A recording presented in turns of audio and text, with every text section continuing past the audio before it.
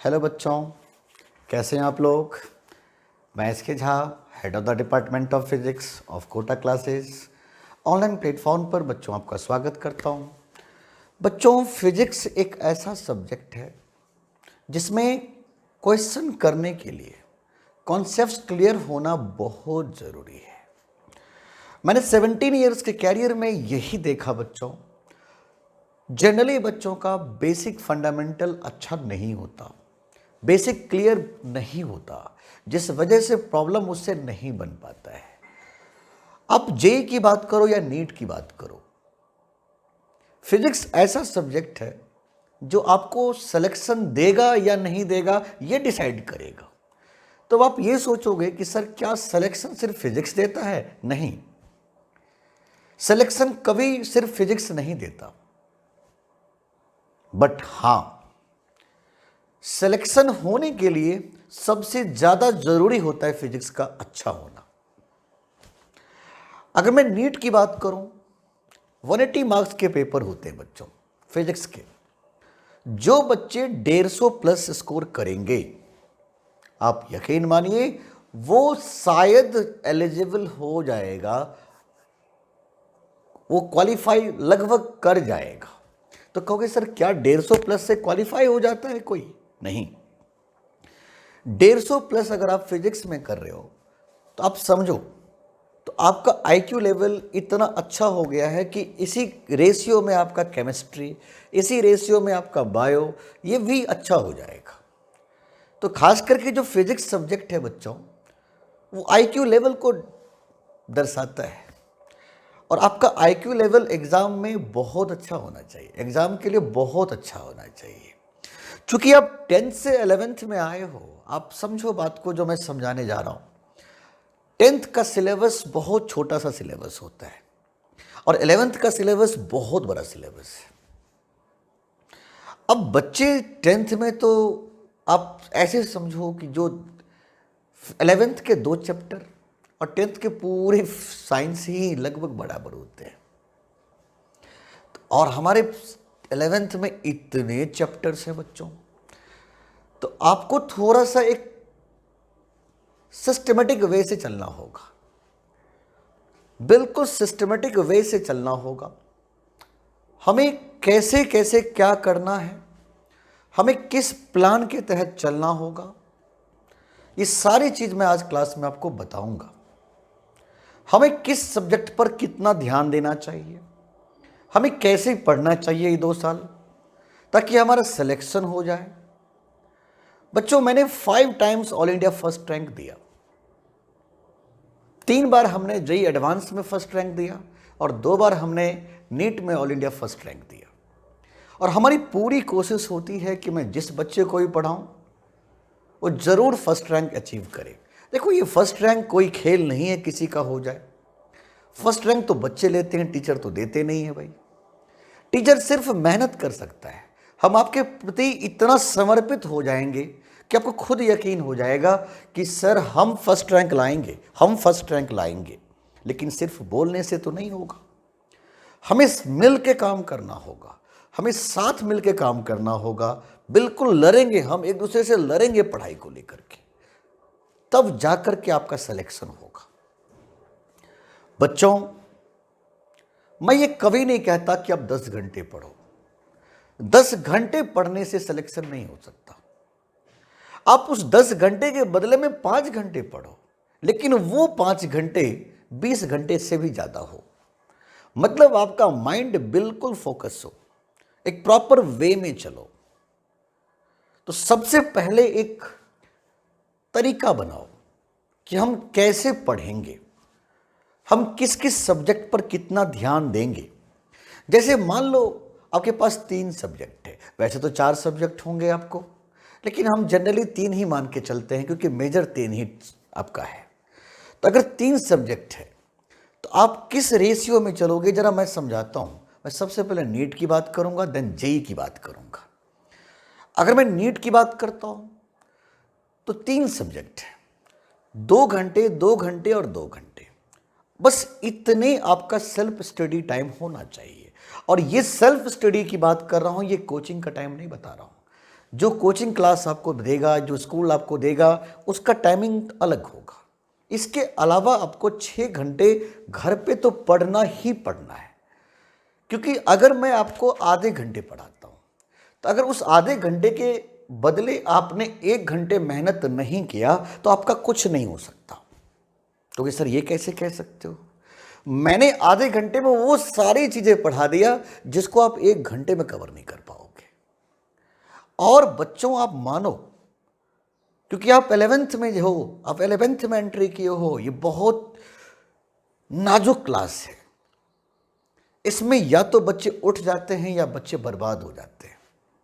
इस सारी बातों को ध्यान में रखते हुए हमने एक सिस्टमेटिक वे से प्लान तैयार किया। हमने बिल्कुल एक वे तैयार किया कि बच्चे कैसे करेंगे।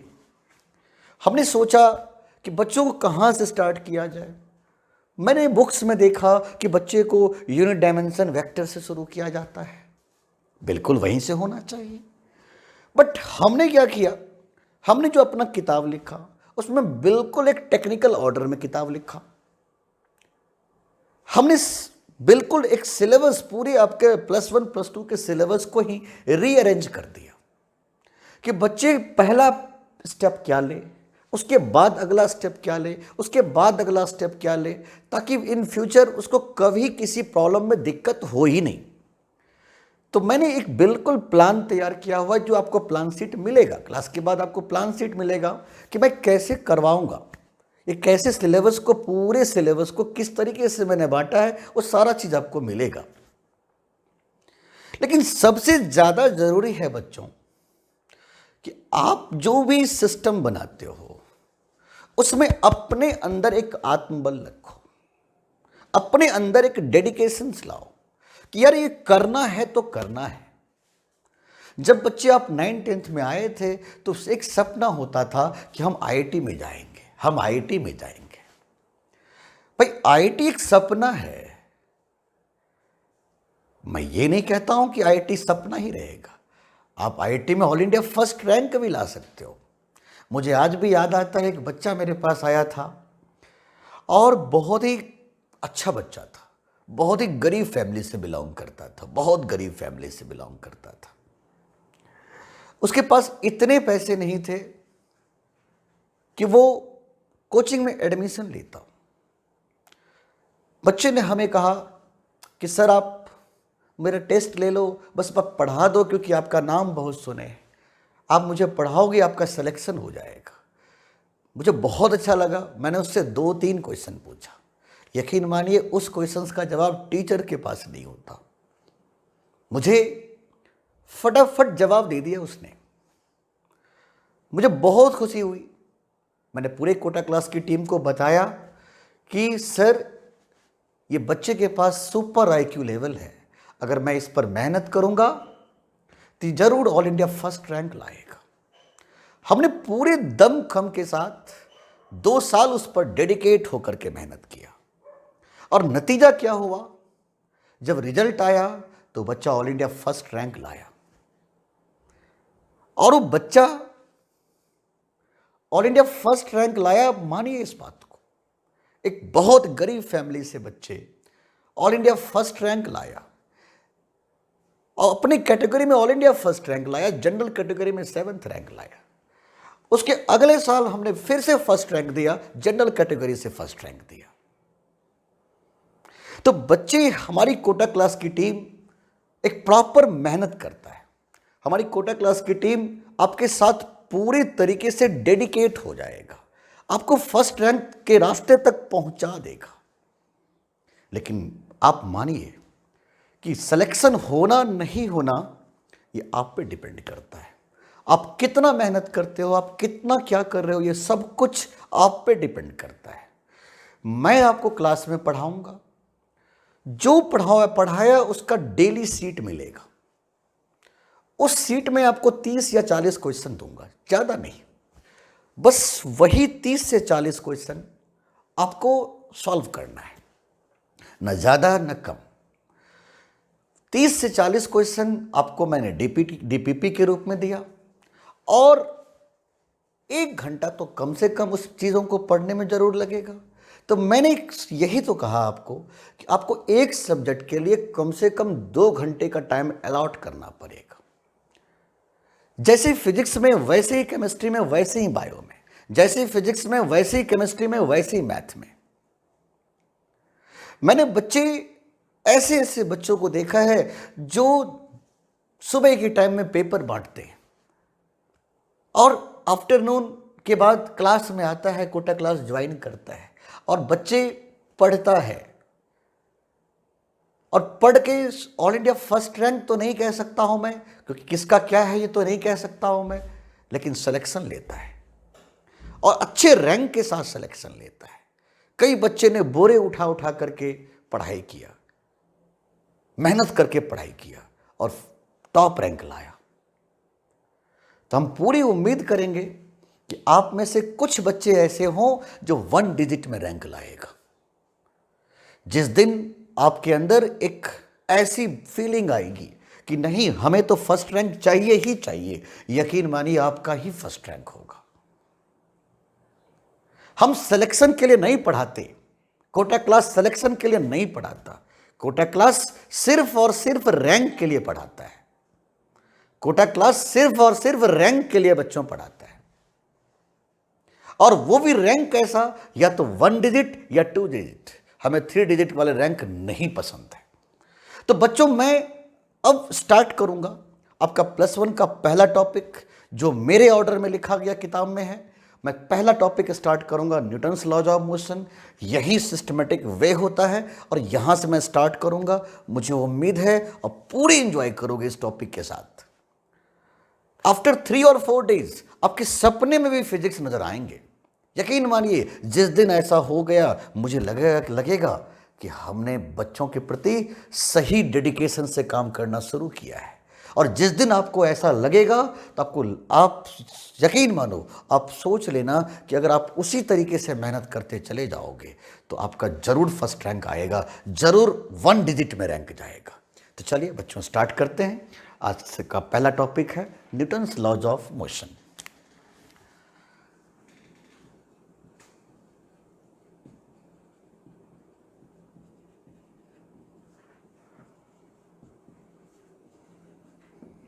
बच्चों,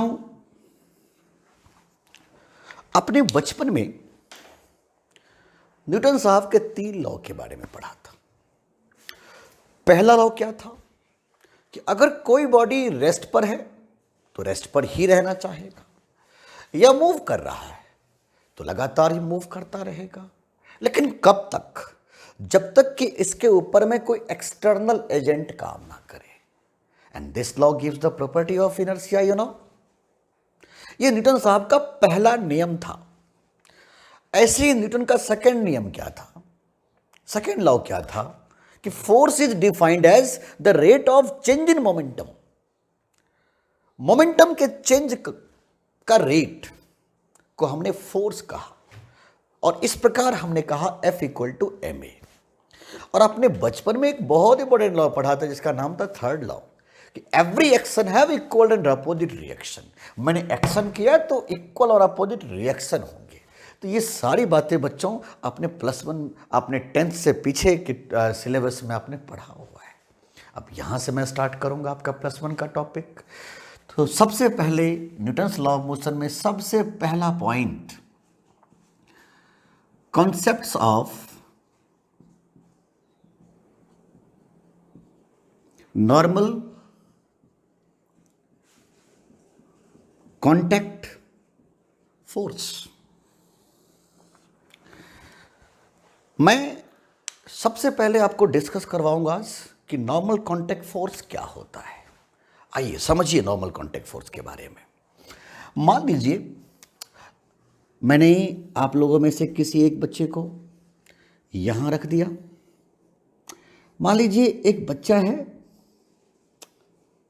ठीक है, एक बच्चा है, मैंने इसको ग्राउंड पर रख दिया था। कहां रखा है बच्चों? ग्राउंड पर रखा हुआ है। इसका मास m है और हम ऑब्जर्वर बन जाते हैं। ये ऑब्जेक्ट है और हम ऑब्जर्वर बन जाते हैं और हम भी ग्राउंड पर खड़े हो जाते हैं। चलिए इससे दूर खड़े हो गए ग्राउंड पर। जरा ध्यान देना बच्चों, आप देखो, गौर से देखो, ये इस लड़के का पैर है और ये एक जमीन है, ग्राउंड है। ये इस लड़के का पैर है और ये ग्राउंड है। देखो, इनके पैर और जमीन दोनों के बीच में ध्यान देना, एक लेयर दिखा होगा आपको, दिख रहा है आपको? देखो, एक लाइन दिख रहा है, देखो बीच में एक इंटरफेस दिख रहा है। तो ये इसका पैर है और ये जमीन है। देखो, दोनों के बीच में एक लेयर दिखा है आपको। इस लेयर को हम लोग कहते हैं कॉन्टैक्ट सरफेस। क्या कहते हैं बच्चों? Contact surface. बहुत ही ध्यान से समझिएगा। इसके पैर और जमीन दोनों के बीच में एक लेयर है जिसका नाम दिया है हमने कॉन्टैक्ट सरफेस। जानते हो बच्चों, इस कॉन्टैक्ट सरफेस की औकात होती है, हैसियत होती है कि इस बॉडी के ऊपर की तरफ नॉर्मली एक फोर्स लगाता है और इसी फोर्स को हम लोग कहते हैं नॉर्मल कॉन्टैक्ट फोर्स। फिर से सुनिएगा, अगर सरफेस ऐसा है तो नॉर्मल ऐसा होगा, अगर सरफेस ऐसा है तो नॉर्मल ऐसा होगा, अगर सरफेस ऐसा है तो नॉर्मल ऐसा होगा। तो मैंने क्या बोला कि कोई भी कॉन्टैक्ट सरफेस बॉडी के ऊपर की तरफ देखो एक फोर्स लगाता है, जिस फोर्स का हमने नाम दिया नॉर्मल कॉन्टैक्ट फोर्स। क्लियर हो गया बातें? अब जरा ध्यान से सुनिएगा। आपको पता है आपकी पूरी बॉडी का मास किसी न किसी पॉइंट पर लाई करता है और फिलहाल मैं उसका नाम देता हूं सेंटर ऑफ ग्रेविटी। वैसे सेंटर ऑफ मास अलग चीज है, सेंटर ऑफ ग्रेविटी अलग चीज है। हमने फिलहाल इसको नाम दे दिया centre of gravity. Centre of gravity एक ऐसा पॉइंट है जहां पर पूरा मास लाई किया है। वैसे इस पॉइंट को हम सेंटर ऑफ मास बोलते हैं, लेकिन आगे जाके पता लगेगा कि सेंटर ऑफ ग्रेविटी और सेंटर ऑफ मास में अंतर क्या है। फिलहाल एक ही बोल दीजिए।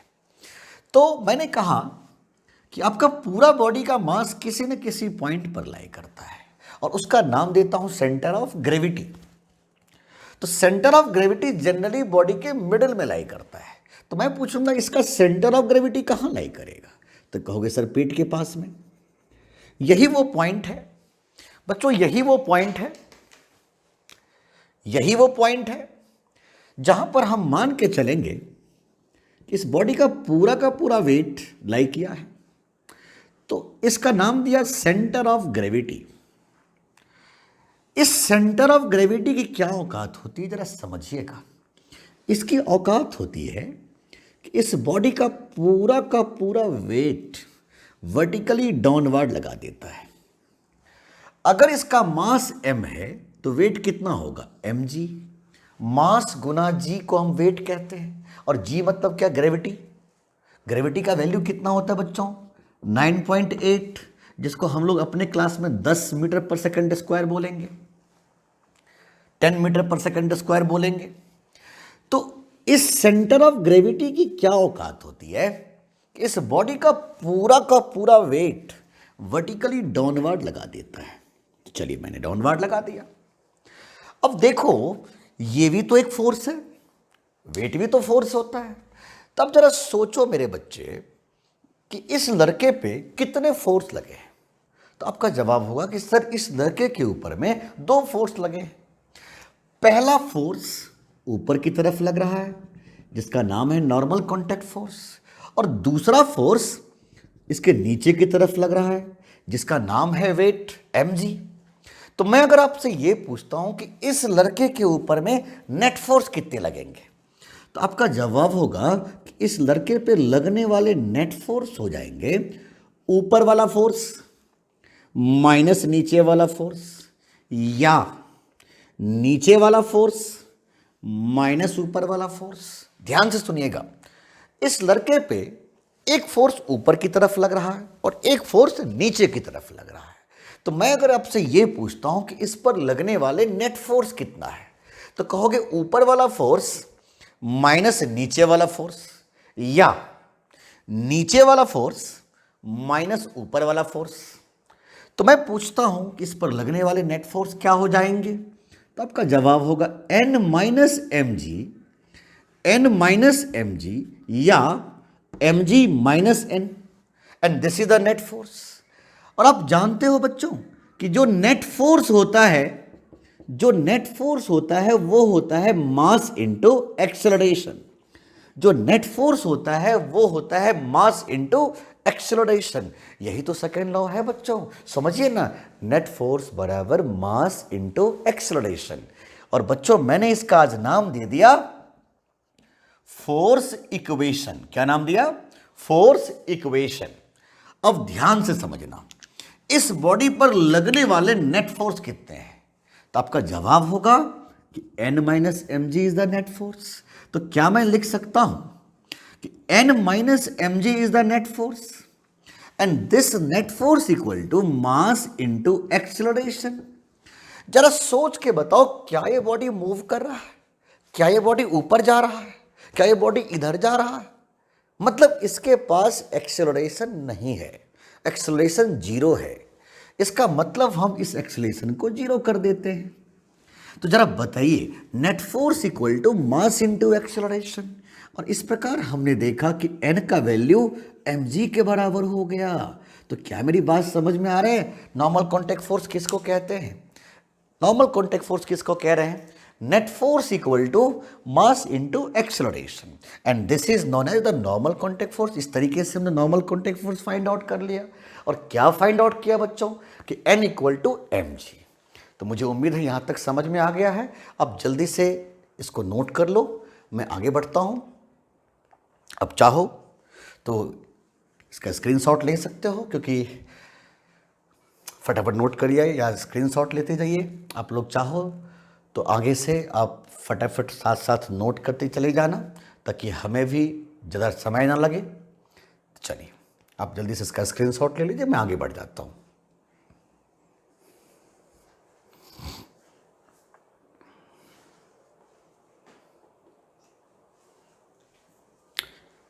चलिए आपने स्क्रीनशॉट ले लिया। अब थोड़े से टॉपिक को एंजॉय करिए।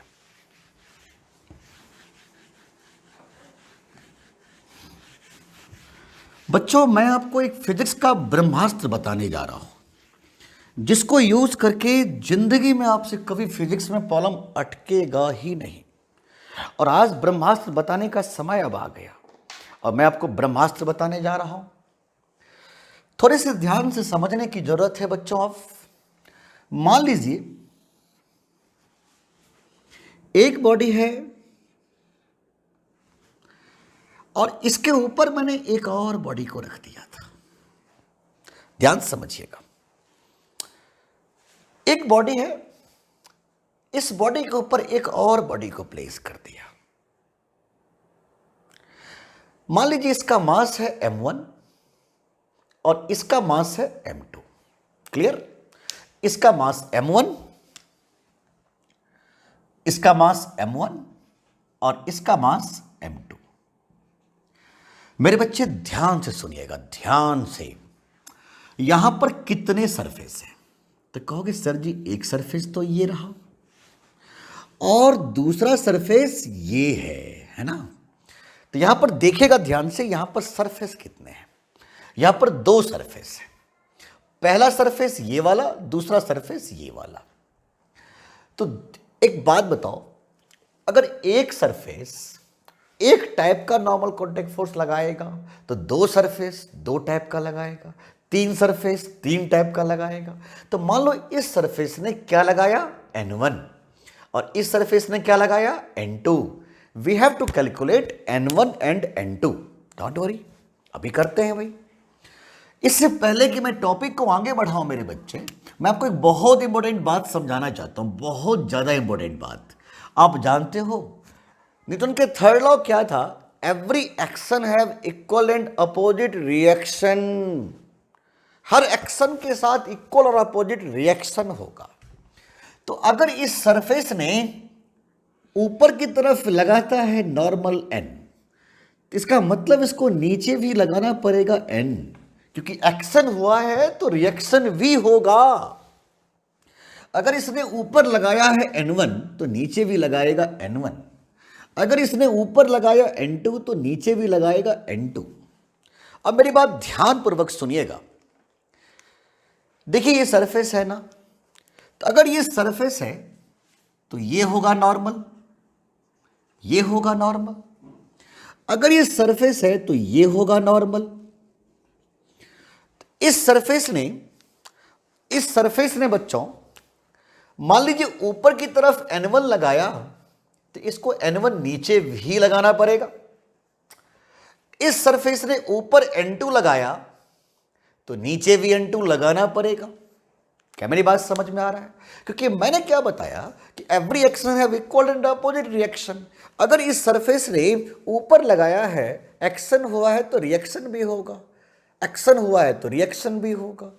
तो मैंने वही बताया कि एक सरफेस ऊपर N1 लगाएगा तो नीचे भी N1 लगाएगा, ऊपर N2 लगाएगा तो नीचे भी N2 लगाएगा। अब हमें पता क्या करना है भाई, कि calculate the value of N1 and N2। Don't worry, अभी करते हैं। देखिए दुनिया के कोई भी क्वेश्चन करना है, फिजिक्स के कोई भी क्वेश्चन करना है, तो जो मैं तरीका बताने जा रहा हूं वही काम करना आपको। फिजिक्स के कोई भी प्रॉब्लम करना है तो मैं एक सिस्टमेटिक वे बताता हूं, चाहे वो क्वेश्चन किसी चैप्टर का क्यों ना हो। लेकिन हम सोच रहा कहां से स्टार्ट करेंगे, हम कहां से हैंडल करना स्टार्ट करेंगे, वही तरीका बता रहा हूं। मेरे पूरे फिजिक्स मेरे बच्चे बीत जाएंगे, लेकिन मैं अपने स्टेप्स को चेंज नहीं करूंगा कभी जिंदगी में नहीं। इसलिए मैं चाहता हूं कि मेरे बच्चे आप उस स्टेप्स को ध्यान दीजिए, जो बात मैं बोलने जा रहा हूं उसको ध्यान दीजिएगा। समझ में नहीं बातें? तो चलिए स्टार्ट करती है। दुनिया में कोई भी क्वेश्चन करना है तो मैं सबसे पहले क्या सोचूंगा वो लिखने जा रहा हूं। स्टेप नंबर 1 मैंने लिखा डिसाइड द सिस्टम। मेरे बच्चे नन्हे मुन्ने, अरे मुझसे पूछ लो कोई, अरे पूछो ना कोई, ये सिस्टम क्या होता है पूछो, अरे पूछो ना सिस्टम क्या होता है। चलो आपने पूछा सिस्टम क्या होता है, तो सुनिए। हम लोग कौन है? ऑब्जर्वर। और ये दोनों कौन है? ऑब्जेक्ट। एक ऑब्जर्वर जितने तरीके से ऑब्जर्व करेंगे, जितने तरीके से देखेंगे, ऐसे ऐसे जितने तरीके से ऑब्जर्वेशन करेंगे वही सिस्टम बन गए। तो बताइए हम लोग कितने तरीके से ऑब्जर्वेशन करेंगे? तो आपका जवाब होगा कि सर जी हम 2 तरीके से ऑब्जर्वेशन करेंगे, या तो इस M1 के बारे में अलग से पढ़ाई करेंगे या M2 के बारे में अलग से पढ़ाई करेंगे। बोलिए ना। तो बताइए हमारे पास कितने सिस्टम हो गए? 2 सिस्टम। मैं कह रहा था मैं ये भी तो कह सकता हूं कि ये भी मेरा एक सिस्टम है, तो हमें कंबाइंड सिस्टम फिलहाल नहीं मानना है। ये बात माइंड में सेट कर लीजिए कि हमें कंबाइंड सिस्टम लेना ही नहीं है, नहीं लेना है यार, कंबाइंड सिस्टम लेना ही नहीं है। तो बताइए हमारे पास कितने सिस्टम है? जल्दी बोलिए कितने सिस्टम है? 2 सिस्टम है। पहले का नाम M1, दूसरे का नाम M2। पहले सिस्टम का नाम M1, दूसरे सिस्टम का नाम M2। ये मेरा पहला स्टेप था मेरे बच्चे नन्हे मुन्ने, मेरा पहला स्टेप था। अब मैं सेकंड स्टेप लेने जा रहा हूं, step number 2। Draw free body diagram, FBD। तो मेरे बच्चे अब आप मुझसे पूछोगे कि ये फ्री बॉडी डायग्राम क्या होता है, ये फ्री बॉडी डायग्राम क्या होता है, FBD क्या होता है? अरे पूछो नहीं यार, तुम लोग पूछते ही नहीं हो, हद है भाई। चलो पूछ लिया। देखो एक ऐसा डायग्राम जिसमें इस बॉडी पे जितने फोर्स लग रहे हैं, जिस डायग्राम से दिखाऊंगा उसी डायग्राम का नाम दिया फ्री बॉडी डायग्राम। क्या नाम दिया? Free body diagram. फिर से सुनिएगा, एक ऐसा डायग्राम जिसमें इस बॉडी पे जितने फोर्स लग रहे हैं, जिस डायग्राम से दिखाऊंगा उस डायग्राम का नाम दिया फ्री बॉडी डायग्राम। क्या नाम दिया? Free body diagram. फिर से सुनिएगा, एक ऐसा डायग्राम जिसमें इस बॉडी पे जितने फोर्स लग रहे हैं, जिस डायग्राम से दिखाऊंगा उस डायग्राम का नाम दिया फ्री बॉडी डायग्राम। तो चलिए, हमारे पास कितने सिस्टम हैं? जल्दी से बोलिए। 2 सिस्टम है। पहले का नाम M1, दूसरे का नाम M2। अरे वाह मेरे बच्चे नन्हे मुन्ने। अब मैं इसका FBD बनाने जा रहा हूं। ध्यान पूर्वक देखिएगा, मैं इसका FBD बनाने जा रहा हूं। सोचिएगा ध्यान से। M1 के लिए कितने सरफेस हैं? जल्दी बोलिए। तो कहोगे सर जी M1 के लिए तो एक सरफेस है। जैसे मान लो मेरे बच्चे, ये है राम, ये है श्याम। तो ये राम और श्याम, तो पहला सरफेस कौन सा है?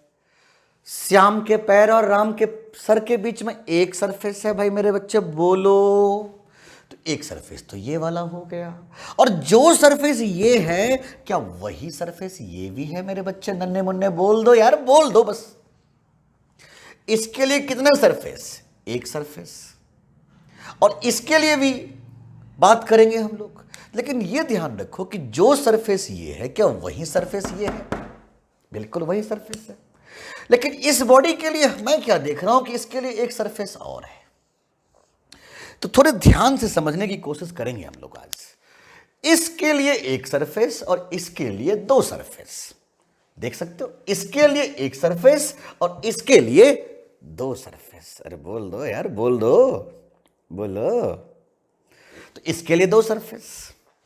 अब हमें क्या पता है, ये सरफेस है, तो ये सरफेस, ये कॉन्टैक्ट सरफेस, इसके लिए ऊपर की तरफ एक फोर्स लगाएगा और जिसका नाम क्या है? जल्दी से देख के बताओ। N1। क्या नाम है मेरे बच्चे? N1। अब आप ये बताओ कि अगर इस सरफेस ने इस बॉडी के लिए ऊपर की तरफ लगाया, तो यही सरफेस तो ये वाला है। तो अगर इसने ऊपर की तरफ N1 लगाया, तो इसको नीचे भी तो N1 लगाना पड़ेगा मेरे बच्चे नन्हे मुन्ने। बिल्कुल लगाना पड़ेगा भाई, बोलो। अगर इस सरफेस ने ऊपर N1 लगाया है, तो इसी सरफेस ने नीचे भी N1 लगाना पड़ेगा इसको। बिल्कुल लगा दिया, और हमने आपको दिखाया भी भाई। अब तुम खुद देखो, सोचो, बताओ मेरे को कि इस सरफेस की क्या औकात है? N2 लगाने की औकात है। तो इसने ऊपर की तरफ क्या लगाया? N2 लगा दिया। अब आप मुझसे पूछो ना कि सर जी अगर इसने N2 ऊपर लगाया तो N2 नीचे भी तो लगाएगा, और N2 नीचे गया कहां? हाँ, ये तो बात है भाई। नीचे वाला N2 कहां गया? Every action have equal and opposite reaction. तो ये नीचे वाला N2 गया कहां? मैं बताता हूं आपको। अगर मैं अर्थ को सिस्टम माना होता, क्योंकि इसके नीचे तो ग्राउंड है, तो मैं जरूर कहता कि अर्थ के लिए N2 नीचे लगा है। लेकिन हमने तो अर्थ को सिस्टम ही नहीं माना। क्यों नहीं माना भाई? क्योंकि हम खुद ग्राउंड पे खड़े थे, तो हम अर्थ को सिस्टम मान नहीं सकते। अगर मैं मून पे खड़ा होता मेरे बच्चे, तो मेरे लिए अर्थ भी सिस्टम बन जाता, और मैं जरूर कहता कि अर्थ के लिए N2 नीचे लगेगा। लेकिन हम तो ग्राउंड पर खड़े हैं, तो हम तो इसको सिस्टम मान ही नहीं सकते। इसलिए ये वाले N2 को हम कभी नहीं दिखाएंगे। क्या मेरी बात समझ में आ रहा है आपको? तो अब जरा देखिएगा ध्यान से फिर से। इस सरफेस ने ऊपर क्या लगाया? N1। और जो सरफेस ये है वही सरफेस ये है। इसने ऊपर N1 लगाया, तो इसने नीचे भी N1 लगाया। इस सरफेस की क्या औकात थी N2 लगाने का? तो इसने ऊपर N2 लगाया, और नीचे वाले N2 को दिखाना ही नहीं है। अब मुझे ये बताओ कि ये क्या है? तो मैंने कहा कि अरे ये तो सेंटर ऑफ ग्रेविटी है। क्या है भाई? सेंटर ऑफ ग्रेविटी है। सेंटर ऑफ ग्रेविटी कहाँ होता है? बॉडी के मिडिल में होता है। तो ये सेंटर ऑफ ग्रेविटी होता है। इसकी क्या औकात होती है कि इस बॉडी का पूरा वेट वर्टिकली डाउनवर्ड लगा देता, वर्टिकली डाउनवर्ड लगा देगा। तो अगर इसका मास M1 है, तो वेट कितना होगा? m1g। अगर इसका मास m2 है तो वेट कितना होगा, m2g। अब जानते हो कि ये भी तो फोर्स है भाई, बोलो मेरे बच्चे। इसी डायग्राम का नाम दिया मैंने फ्री बॉडी डायग्राम। क्या नाम दिया, फ्री बॉडी डायग्राम। मेरी बात समझ में आ रहा है आपको थोड़ा थोड़ा। तो मैंने सबसे पहला काम किया सिस्टम बनाया, उसके बाद क्या काम किया, एफबीडी बनाया। अब देखिए लास्ट स्टेप में मैं क्या करने जा रहा हूं, स्टेप नंबर 3 में। तो मैंने लिखा है स्टेप नंबर 3 में कि write the equation and solve them to find unknown quantities. अब हमें करना क्या है, इक्वेशन लिखना है और उस इक्वेशन को सॉल्व कर देना है। अब आप मुझसे पूछोगे कि सर जी इक्वेशन क्या होता है, अरे कोई तो पूछ लो। हाँ, आपने पूछा कि इक्वेशन क्या होता है। अरे बच्चे मैंने थोड़ी देर पहले ही तो बताया था कि net force equal to mass into acceleration, और इसी को कहते थे हम लोग फोर्स इक्वेशन। तो आपने दोबारा क्यों पूछा हमसे, net force equal to mass into acceleration, और इसी का नाम दिया फोर्स इक्वेशन। तो चलिए एक बार मैं उसका फोर्स इक्वेशन बनाता हूं। मैं क्या देख रहा हूं कि इस बॉडी पर ऊपर की तरफ लग रहा है N1 और नीचे की तरफ लग रहा है M1g। तो इस पर लगने वाले नेट फोर्स क्या होंगे, तो बताइए ना नेट फोर्स क्या होंगे। तो आपका जवाब होगा ऊपर वाला फोर्स माइनस नीचे वाला फोर्स, या नीचे वाला फोर्स माइनस ऊपर वाला फोर्स, नीचे वाला फोर्स माइनस ऊपर वाला फोर्स, या ऊपर वाला फोर्स माइनस नीचे वाला force is the net force. Means इस पर लगने वाले नेट फोर्स हैं N1 minus M1g। This is the net force and this net force equal to mass into acceleration. कितना एक्सेलरेशन है, 0। क्यों 0, क्योंकि ये तो उड़ नहीं रहा है, ये तो चल नहीं रहा है, मतलब एक्सेलरेशन 0। तो जरा बताइए N1 का वैल्यू किसके बराबर आ गया मेरे बच्चे नन्हे मुन्ने, M1g के बराबर आया है मेरे बच्चे। हमें उम्मीद है आपको समझ में आया N1 का वैल्यू। अब हम बात करेंगे इसका। तो जब बच्चों मैं इसका बात करूंगा तो यार मैं क्या देख रहा हूं, जरा ध्यान से देखिए। मैं ये देख रहा हूं कि अरे इसका सर पकड़ के एक खींच रहा है, पैर पकड़ के दो दो खींच रहा है। ऐसा नहीं है भाई, मतलब मेरे कहने का मतलब ये है कि इसके ऊपर की तरफ एक फोर्स लग रहा है और नीचे की तरफ दो दो फोर्स लग रहा है। तो इस पर लगने वाले नेट फोर्स क्या होंगे, तो आपका जवाब होगा ऊपर वाला फोर्स माइनस नीचे वाले का सम, या नीचे वाले का सम माइनस ऊपर वाला फोर्स, नीचे वाले का सम माइनस ऊपर वाला फोर्स। तो मैंने लिख दिया इस पर लगने वाले नेट फोर्स हो जाएंगे ऊपर वाला फोर्स माइनस नीचे वाले का सम, या नीचे वाले का सम माइनस ऊपर वाला फोर्स ही नेट फोर्स होगा। And this net force equal to mass into acceleration. कितना एक्सेलरेशन है, 0 एक्सेलरेशन है। तो मैंने कहा N2 बराबर N1 प्लस M2g। मैंने इस N1 का वैल्यू उठा करके यहां पुट कर दिया और मैंने क्या देखा कि N2 बराबर M1 प्लस M2 इंटू जी। तो मुझे उम्मीद है आपको समझ में आ रहा है N1 और N2 का वैल्यू हमने कैसे निकाला। अब जो बात मैं कह रहा हूं मेरे साथ आपको रिपीट करना है, एक एक बातों को रिपीट करना है। देखिएगा, ध्यान से देखिएगा। कोई भी क्वेश्चन करना है तो 3 स्टेप, कोई भी क्वेश्चन करना है तो 3 स्टेप। सबसे पहले सिस्टम, सबसे पहले सिस्टम, उसके बाद एफबीडी, उसके बाद इक्वेशन और प्रॉब्लम सॉल्व हो जाएगा। तो चलिए सारे बच्चे अपना हाथ ऐसे करिए, बोलिए कोई भी क्वेश्चन करना है तो। अरे कर क्यों नहीं रहे हो, करो फटाफट करो। देखो पता है क्या होता है, ऐसे करोगे ना तो खुद ही कॉन्फिडेंस आएगा। तुम्हें अभी अजीबोगरीब लगेगा कि सर देखेंगे तो क्या सोचेंगे। अरे सर कुछ नहीं सोचेंगे, आप ऐसे करो तो सही, आप ऐसे करो। बोलो कोई भी क्वेश्चन करना है तो, देखो मैं देख रहा हूं नहीं कर रहे हो, ऐसे करो। कोई भी क्वेश्चन करना है तो 3 स्टेप, सबसे पहले सिस्टम, उसके बाद एफबीडी, उसके बाद इक्वेशन और प्रॉब्लम सॉल्व हो जाएगा। अगर आपको ऐसे नहीं याद हो तो आप ऐसे याद करो। कोई भी काम करना है, कोई भी पिक्चर बनाना है तो क्या करते हो? लाइट कैमरा एक्शन, मूवी तैयार। लाइट कैमरा एक्शन, मूवी तैयार। तो फिर ऐसे ही करना है अपने को। कोई भी क्वेश्चन करना है तो 3 स्टेप, सबसे पहले सिस्टम, उसके बाद एफबीडी, उसके बाद इक्वेशन, और आपका पिक्चर, आपका क्वेश्चन तैयार है। अब जल्दी से इसका स्क्रीनशॉट ले लो, मैं आगे बढ़ने जा रहा हूं, जल्दी से इसका स्क्रीनशॉट ले लीजिए।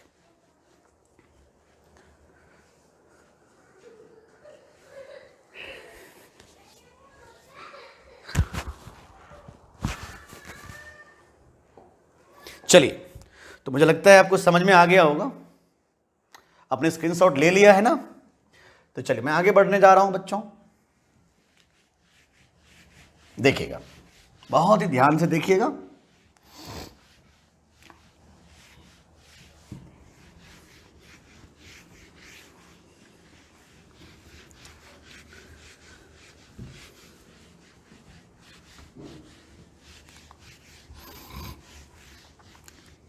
मैं थोड़ा सा आपको प्रैक्टिस कराऊंगा इस पे, बहुत मजा आएगा प्रैक्टिस कर लेंगे तो। मान लीजिए अब की बार ये है मोहन, ये है सोहन और ये है शिवम। ध्यान समझना, मोहन सोहन शिवम। फिर से बोलो, क्या क्या नाम लिया? मोहन सोहन शिवम, मोहन सोहन शिवम।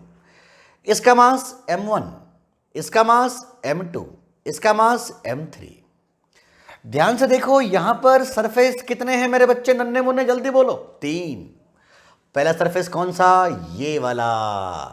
दूसरा ये वाला। तीसरा ये वाला।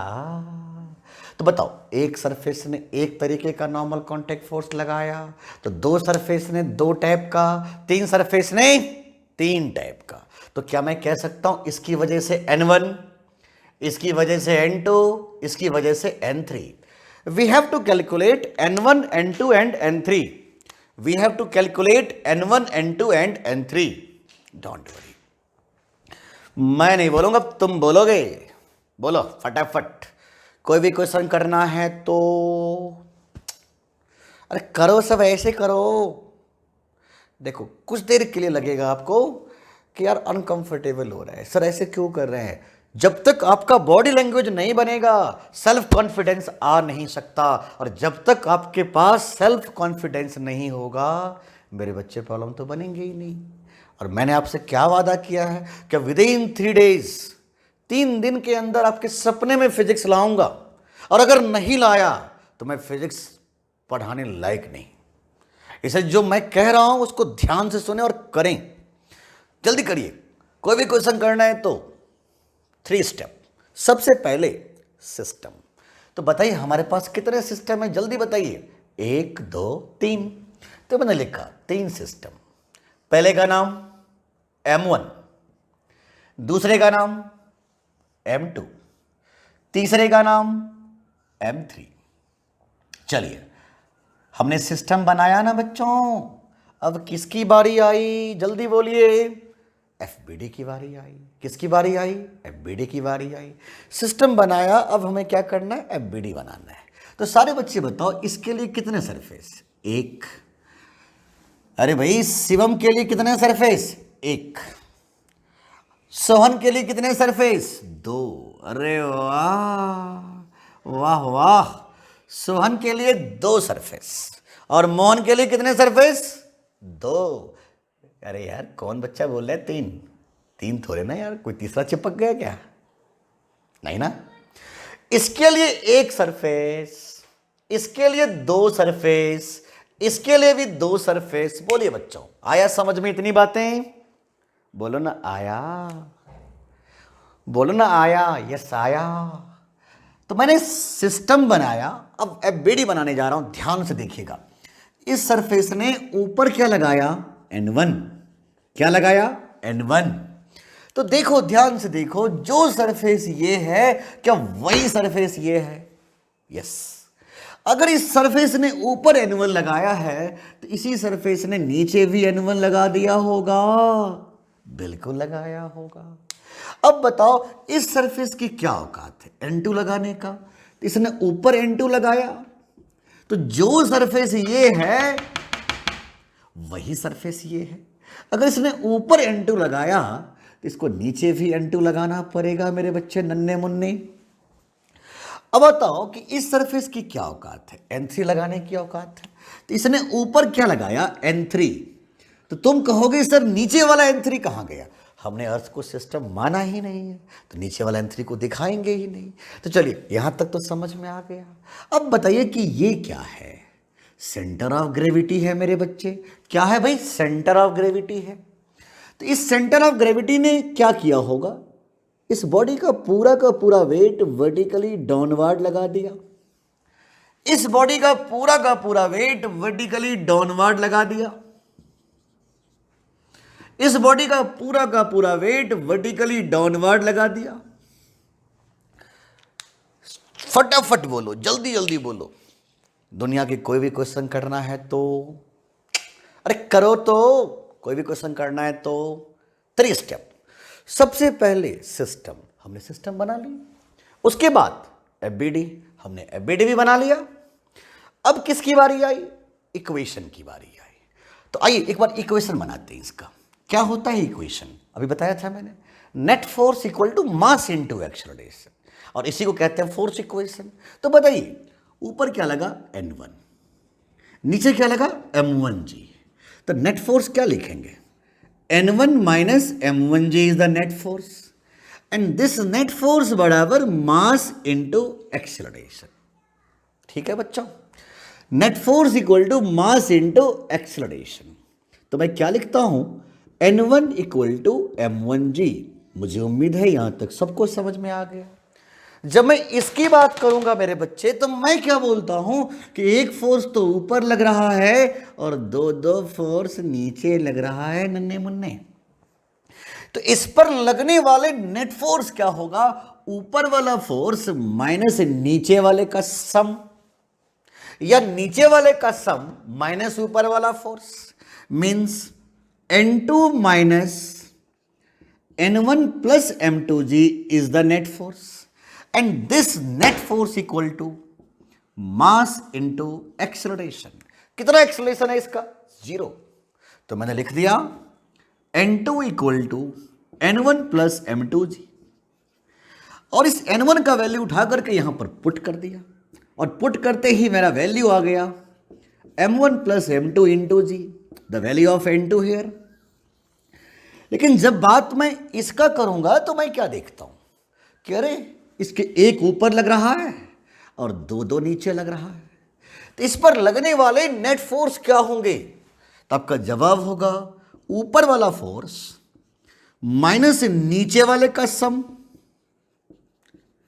या नीचे वाले का सम माइनस ऊपर वाला force, and this is the net force. This net force equal to mass into acceleration. इसलिए मेरे बच्चे नन्हे मुन्ने N3 का वैल्यू आ गया N2 प्लस M3G, और मैंने ये वैल्यू उठा करके पुट कर दिया। तो वैल्यू कितना आया? M1 plus M2 plus M3 into जी। मेरे बच्चे नन्हे मुन्ने, आपको समझ में आया? बिल्कुल आया। तो बोलिए फटाफट मेरे साथ रिपीट करना है, आपको रिपीट करना है, जल्दी जल्दी बोलना है। बोलिए, कोई भी क्वेश्चन करना है तो 3 स्टेप। अरे हाथ तो ऐसे कर लो मेरे भाई। कोई भी क्वेश्चन करना है तो 3 स्टेप। सबसे पहले सिस्टम, उसके बाद एफबीडी, उसके बाद इक्वेशन, और प्रॉब्लम सॉल्व हो जाएगा। तो आप जल्दी से इसका स्क्रीनशॉट ले लो, क्योंकि अगले क्वेश्चन आपकी बारी, आप करोगे, कॉन्फिडेंस आएगा, मजा आएगा। जल्दी से उसका स्क्रीनशॉट ले लो।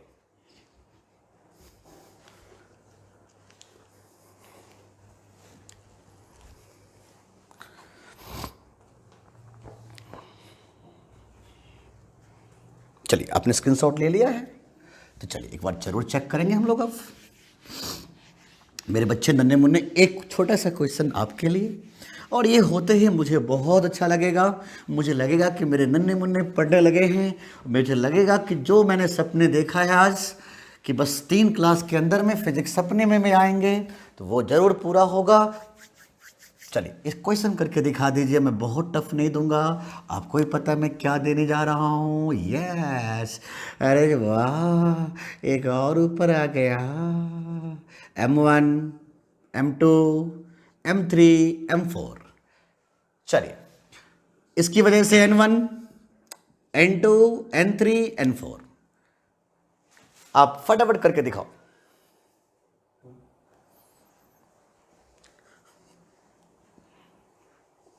तो आपने कर लिया है, कर लिया ना? चलो कोई नहीं, मैं 30 सेकंड और रुक जाता हूं। बहुत अच्छे से करना है, इतने अच्छे से करना है कि बस कर देना है, सोचना नहीं, कर देना है। और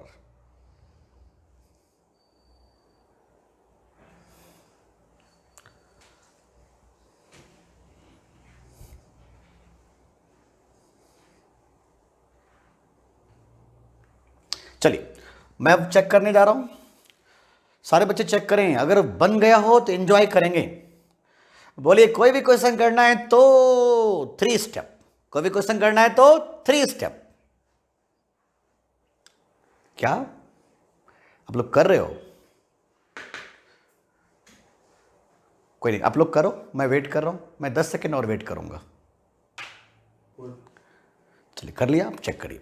बोलिए कोई भी क्वेश्चन करना है फटाफट बोलिए। 3 स्टेप। सबसे पहले सिस्टम। तो बताइए हमारे पास कितने सिस्टम थे? 4।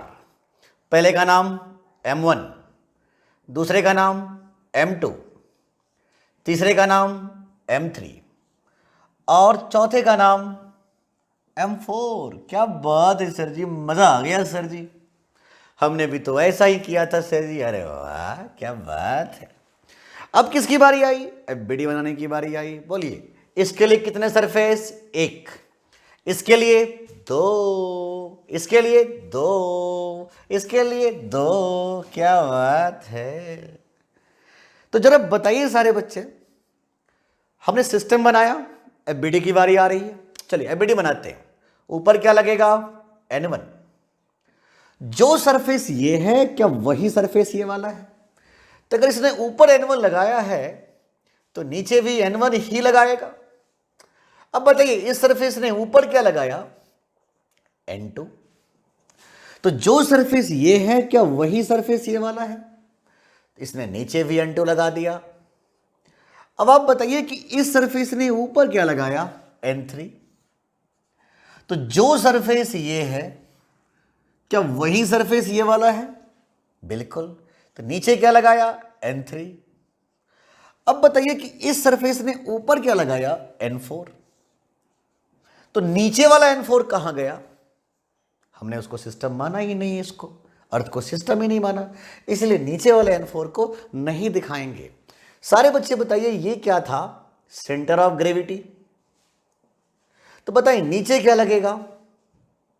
M1 जी। नीचे क्या लगेगा? M2 जी। नीचे क्या लगेगा? M3 जी। नीचे क्या लगेगा? M4 जी। कितने बच्चे ने सही किया है? हाथ खड़ा करें। कितने बच्चे ने सही किया है? चलिए बहुत बढ़िया। अब मैं इसका एफबीडी बनाने जा रहा हूं। मैंने एफबीडी भी बना लिया। अब इक्वेशन की बारी आई है, तो जरा बताएं सारे बच्चे, एक ऊपर एक नीचे, तो इस पर लगने वाले नेट फोर्स क्या है? N1 minus M1 ji is the net force and this net force is mass into acceleration, इसलिए N1 equal to M1 जी। बिल्कुल। इसके लिए एक ऊपर दो दो नीचे, तो क्या लिखे आप? N2 minus N1 plus M2 ji is the net force and this net force equal to mass into acceleration, इसलिए N2 का वैल्यू लिखेंगे हम लोग N1 प्लस M2 जी, और N1 का वैल्यू पुट कर दिया मैंने यहां पर M1 प्लस M2 इंटू जी। मुझे उम्मीद है आपको समझ में आ रहा होगा, आपने किया भी होगा, बहुत अच्छे से कर रहे हो आप लोग। इसकी बात करिएगा, एक ऊपर दो दो नीचे, तो क्या लिखोगे, ऊपर वाला फोर्स माइनस नीचे वाले का sum, N3 minus N2 plus M3G is the net force, and this net force equal to मेरे बच्चे नन्हे मुन्ने मास इंटू एक्सलरेशन, इसीलिए N3 equal to N2 plus M3G, और वैल्यू पुट कर दिया मैंने, तो वैल्यू आ गया M1 plus M2 plus M3 into G. And finally जब मैं बात इसका करता हूं, इसका, तो कहूंगा एक ऊपर दो दो नीचे, मैं यहां लिख रहा हूं, तो लिखोगे N4 minus N3 plus M4G equal to mass into acceleration, इसलिए N4 equal to N3 plus M4G, इसीलिए M1 plus M2 plus M3 plus M4 into g. हमें बहुत अच्छा लग रहा है, क्या आप इंजॉय कर रहे हो क्वेश्चन के साथ? बताइए कितने बच्चे ने सही किया है, कमेंट करें। अरे वाह, मजा आ गया भाई साहब, बहुत मजा आ गया, आपने तो सारे के सारे बच्चे सही कर दिए, अरे वाह। तो मुझे लगता है आपको समझ में आ गया है। अब जल्दी से इसका स्क्रीनशॉट ले लो, मैं आगे बढ़ने जा रहा हूं। यहां तक आपको बहुत अच्छे समझ में आ गया है ना बच्चों? तो मैं आगे बढ़ता हूं, मैं आगे बढ़ रहा हूं। मैं चाहता हूं एक बार अच्छे से आप रिकैप कर लो सारी बातों को, क्योंकि बस मैं आगे बढ़ने जा रहा हूं। अब जल्दी से इसका रिकैप करो।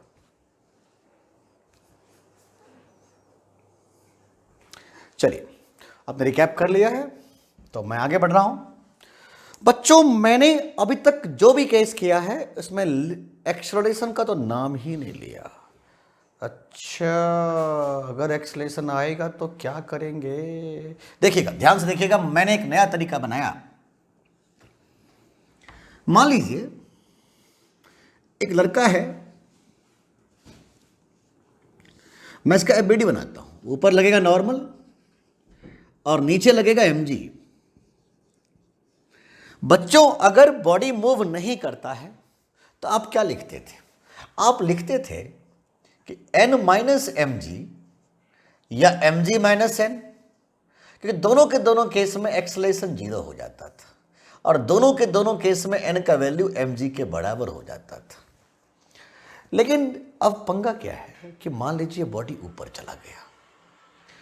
अब अगर ये बॉडी ऊपर जा रहा है तो ऐसे सिचुएशंस में कैसे डील करेंगे, जरा समझने की कोशिश करिएगा।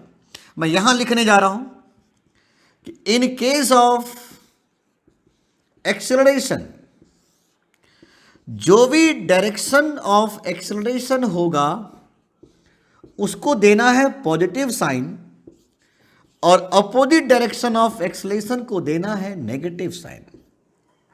जैसे आप यहां पर देखो कि चूंकि बॉडी ऊपर जा रही है, टिंग टिंग टिंग टिंग टिंग, तो अगर ये बॉडी ऊपर जा रहा है तो एक्सेलरेशन के डायरेक्शन में कौन आया? ये आया, तो इसको मिलेगा पॉजिटिव साइन और इसको मिलेगा नेगेटिव साइन। तो मैं क्या लिखता हूं, मैंने क्या बताया कि एक्सेलरेशन के डायरेक्शन में जो भी फोर्स आएंगे उसको दीजिए पॉजिटिव, और इसके अपोजिट में जो भी आएंगे उसको दीजिए नेगेटिव।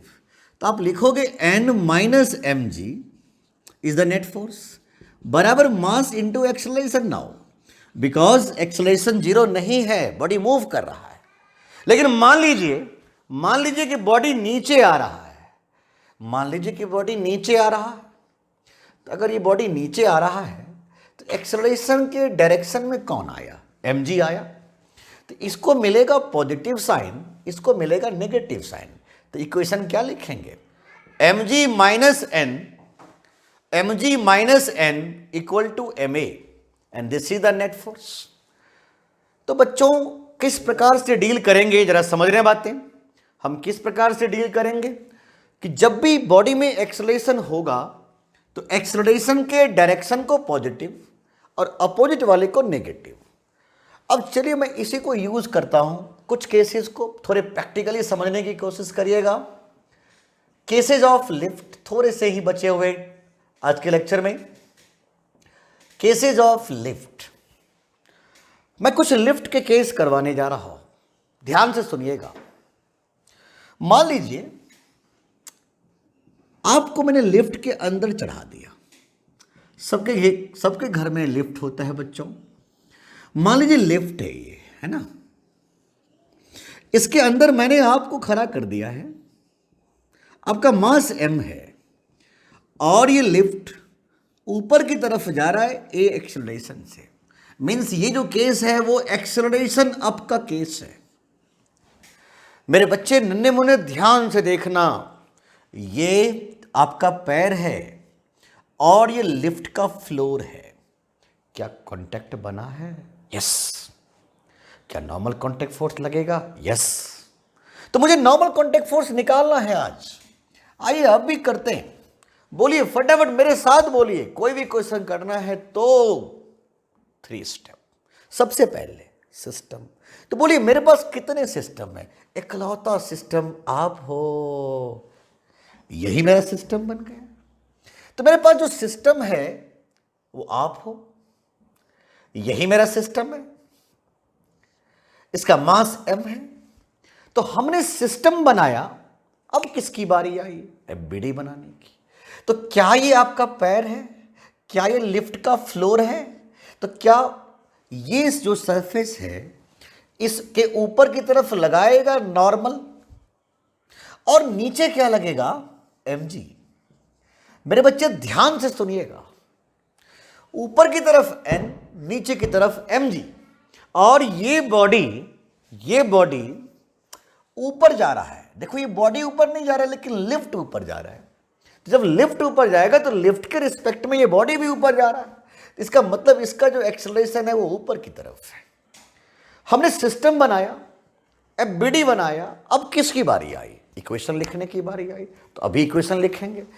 इक्वेशन लिखते वक्त ध्यान देना होगा कि एक्सेलरेशन के डायरेक्शन में जो भी आया उसको मिलेगा पॉजिटिव साइन, और अपोजिट में जो आया उसको मिलेगा नेगेटिव साइन। मीन्स ये पॉजिटिव ये नेगेटिव। और आपने इक्वेशन लिखा n minus M g equal to m a, net force equal to mass into acceleration. इसलिए n बराबर m g plus m a, means normal contact force is m into g plus a. बच्चों जरा सोचिएगा, जब आप lift से ऊपर जाते हो, झूला से ऊपर जाते हो ना, तो आपको कुछ कुछ होता रहता है, अजीब वो गरीब फीलिंग होता है। अरे होता है ना, क्यों होता है? क्योंकि आपका वेट बढ़ रहा है। समझिएगा, आपका एक्चुअल वेट कितना था? mg, उसमें कितना बढ़ गया? ma। मीन्स आपका अपेरेंट वेट बढ़ गया, आपका अपेरेंट वेट बढ़ गया। इसलिए आपको मजा आता है कि जब भी आप लिफ्ट से ऊपर जाओगे, झूला से ऊपर जाते हो, तो गुदगुदी सा लगता है कुछ कुछ हो रहा है, इस तरफ कुछ कुछ हो रहा है। अरे कुछ हो नहीं रहा है, आपका अपेरेंट वेट बढ़ रहा है। मीन्स आपका नॉर्मल कॉन्टैक्ट फोर्स बढ़ जाएगा। और इस केस में आपने कहा कि n equal to m into g plus a. तो मुझे लगता है आपको यहां तक समझ में आ गया है। अब जल्दी से इसका स्क्रीनशॉट ले लो, मैं अगले केस में आता हूं। जल्दी से फटाफट इसका स्क्रीनशॉट ले लो।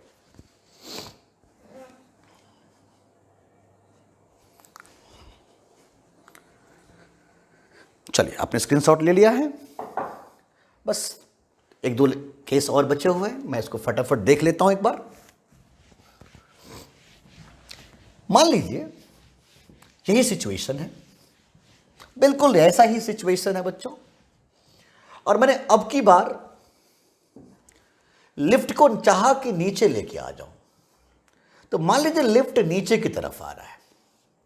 फिर से बोलिएगा मेरे साथ, मास m है और लिफ्ट नीचे की तरफ आ रहा है। तो अगर ये लिफ्ट नीचे की तरफ आएगा तो एक बार फिर से बोलिएगा कि ये इसका पैर है और ये लिफ्ट का फ्लोर है। बच्चों, ये पैर है और लिफ्ट का फ्लोर है। फिर से कांटेक्ट बना, फिर से नॉर्मल कांटेक्ट फोर्स राइज करेगा। तो बताइए हम कैसे क्वेश्चंस करेंगे? क्या तरीका बताया? क्वेश्चन बदलते चले जाएंगे, मेरे प्रिंसिपल नहीं बदलेंगे। और बोलिए, मैं कोई भी क्वेश्चन करना तो कैसे करना है? 3 स्टेप। अरे करिए, ऐसे करिए भाई को। बोलिए कोई भी क्वेश्चन करना है तो 3 स्टेप। सबसे पहले सिस्टम। तो बोलिए मेरे पास कितने सिस्टम है? अरे इकलौता आप ही तो हो। चलिए सिस्टम बना लिया मैंने। अब किसकी बारी आई? एफबीडी की बारी आई। ऊपर नॉर्मल और नीचे mg। मुझे जवाब दीजिए, कहां जा रहे हो आप? नीचे की तरफ, लिफ्ट के रिस्पेक्ट में नीचे की तरफ। हमने सिस्टम बनाया, अब बेड़ी बनाया, अब किसकी बारी आई इक्वेशन लिखने की? तो इस बार हम क्या बोलेंगे कि एक्सेलरेशन के डायरेक्शन में mg आया तो ये पॉजिटिव, ये नेगेटिव, तो क्या लिखेंगे? mg minus N equal to ma। ये पॉजिटिव, ये नेगेटिव। क्यों पॉजिटिव? एक्सेलरेशन के डायरेक्शन में जो फोर्स आएंगे उसको पॉजिटिव और अपोजिट वाले को नेगेटिव। तो मैंने लिखा mg minus N equal to ma, इसलिए n equal to mg minus ma means n equal to m into G minus a। मेरे बच्चे जरा समझिएगा कि जब आप लिफ्ट से ऊपर जा रहे थे ना तो कुछ कुछ हो रहा था, लेकिन जब नीचे आओगे लिफ्ट से तो बहुत कुछ होने लगेगा। क्यों?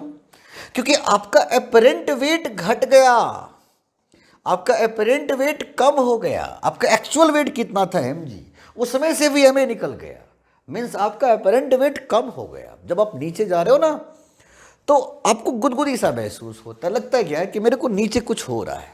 अरे नीचे कुछ नहीं हो रहा है, आपका एक्चुअल वेट से कम हो गया है वेट, आपका एपरेंट वेट कम हो गया है। क्या मेरी बात समझ में आ रहा है?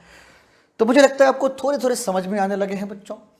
अब जैसे देखिए, मैं इसी केस को थोड़ा सा और एक्सटेंड कर देता हूं, हल्का सा। मान लीजिए कि आप लिफ्ट में जा रहे थे, मान लीजिए आप लिफ्ट में जा रहे थे और हुआ क्या, सिचुएशन को फील करिएगा। हुआ क्या, लिफ्ट की रस्सी एकाएक टूट गई। तो जब लिफ्ट की रस्सी एकाएक टूट गई तो आप अंडर ग्रेविटी में नीचे गिरोगे? अरे गिरोगे ना अंडर ग्रेविटी में नीचे, उस वक्त तो ग्रेविटी के साथ नीचे आओगे तुम। तो एक बार बताओ ना आप, सरफेस ऊपर क्या लगेगा नॉर्मल, नीचे क्या लगेगा mg।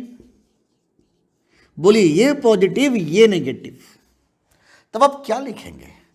mg माइनस एन बराबर ma और a का value g। Normal contact force is zero, means इस केस में एपरेंट वेट जीरो हो जाएगा। और ये क्वेश्चन आपके एम्स का क्वेश्चन था, ये एम्स में 2010 में पूछा हुआ था।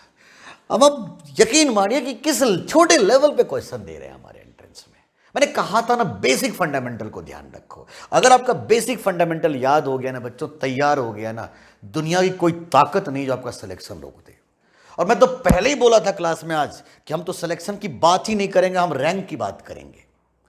विद इन 3 days आपको दिखने लगेगा कि ये कोटा क्लास है, और आप खुद गौरव महसूस करोगे कि आप जिस सिस्टम से जुड़ने जा रहे हो वो सिस्टम ही अपने आप में एक सिस्टम है। तो चलो आज के लिए इतना ही, आज के लिए बाय।